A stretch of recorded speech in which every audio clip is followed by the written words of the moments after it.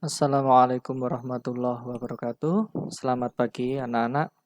Hari ini adalah pertemuan kedua kita di kelas 4. Hari ini kita akan belajar tentang bilangan pecahan.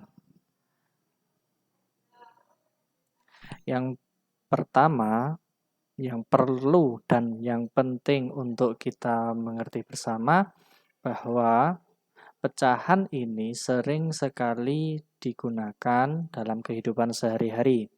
Seperti contohnya, perhatikan gambar berikut. Nah, di sini ada beberapa kotak.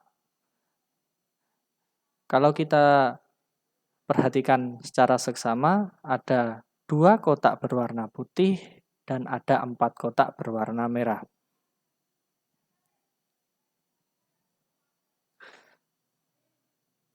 Nah, jika kita mau menuliskan dalam bentuk pecahan, maka pecahannya adalah 4/6. Dapat diartikan bahwa 4 ini adalah banyaknya kotak warna merah. Sedangkan 6 adalah total keseluruhan kotak. Ya, jadi tulisan semacam ini kita menyebutnya 4/6. Ya. Berikutnya adalah arti dari pecahan. Pecahan biasa dapat diartikan sebagai pecahan yang berbentuk A per B dengan syarat A dan B adalah bilangan bulat dan B tidak sama dengan angka 0. Yang bagian atas atau A disebut pembilang, sedangkan yang B disebut penyebut. Contohnya adalah 1/2.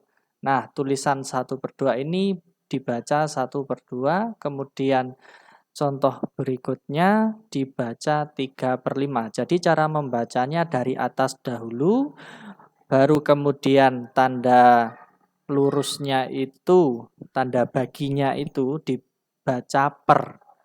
Kemudian baru angka yang bawahnya. Ingat, yang atas adalah pembilang dan yang bawah adalah penyebut. Selanjutnya ada 2/9. Sekarang kita berlatih. Memang pada materi pecahan ini sangat sedikit materinya karena masih awal, masih definisi saja, masih arti.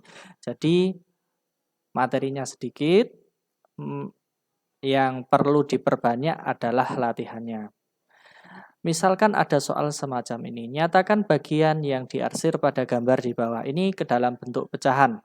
Nah, pertanyaannya menghendaki kita bahwa yang ditanyakan bagian yang diarsir dinyatakan ke dalam bentuk pecahan. Kita lihat dahulu yang diarsir ada berapa.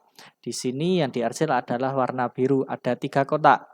Sedangkan keseluruhan kotaknya ada 1, 2, 3, 4, 5, 6, 7, 8. Ada 8 kotak. Maka kita dapat menuliskan dengan 3/8. Ingat ya, bacanya dari atas dulu, angka 3, kemudian tanda baginya, habis itu yang paling bawah 3/8. Gitu ya. Kemudian kalau ada soal semacam ini, nyatakan pecahan di bawah ini dalam bentuk gambar dengan beberapa bagian yang diarsir. Nah, ini berbeda dengan yang di awal. Kalau di awal tadi ada gambar, kalian menuliskan pecahannya, sekarang dibalik. Kali ini ada pecahan, kalian menyatakan dalam bentuk gambar. 3/6 dengan menggunakan gambar persegi panjang. Nah, dari sini berarti kalian harus menggambar bentuk persegi panjang yang dibagi ke dalam beberapa kotak kecil dengan bagian 3/6. Nah, jadi awal kalian membuat adalah persegi panjang dulu, kemudian kalian bagi menjadi total 6 kotak. Kemudian 3 kotak diarsir. Nah, materi dan latihannya sudah cukup, selanjutnya kalian dapat melatih diri kalian untuk mengerjakan beberapa soal yang telah ada ke dalam buku catatan. Soal yang pertama menyatakan bagian yang diarsir pada gambar di bawah ini ke dalam bentuk pecahan. Ada 3 soal, kemudian yang soal jenis berikutnya, nyatakan pecahan di bawah ini dalam bentuk gambar dengan beberapa bagian yang diarsir. Jadi yang bagian kedua ini adalah kalian disuruh menggambar yang menyatakan pecahan tersebut. Nah, kalian bisa mengerjakan di buku catatan kalian. Nah, kali ini ada bonus. Bonus soal ini tentang perkalian dan pembagian. Bapak minta untuk soal perkalian dan pembagian kalian siapkan satu buku khusus, bukan buku matematika, jadi khusus satu buku untuk latihan perkalian dan pembagian. Karena nanti setiap pertemuan akan Bapak beri 10 atau 5 soal tentang perkalian dan pembagian. Nanti kalau waktunya sudah dirasa cukup, maka suatu saat Bapak akan minta kalian mengumpulkan buku perkalian dan pembagian. Tujuan berlatih perkalian dan pembagian agar kalian lebih mahir lagi dalam proses perkalian dan pembagian.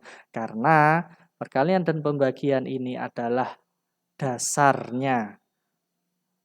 Jadi kalau nanti sampean di SMP, di SMA, atau bahkan di kuliah, bahkan dalam kehidupan sehari-hari, kalian sudah mahir dalam perkalian dan pembagian. Oke, tugas kali ini dikerjakan saja di buku, tidak perlu dikirim, tidak perlu difoto, dikirim ke Bapak, tidak. Cukup kalian pelajari saja. Nah, jangan lupa yang terakhir, usahakan mengerjakan sendiri.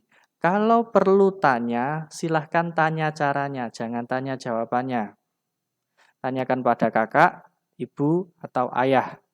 Minta bimbingannya, tapi jangan minta jawaban akhirnya, ya. Minta caranya. Oke, sekian pertemuan kali ini. Selamat mengerjakan dan assalamualaikum warahmatullahi wabarakatuh.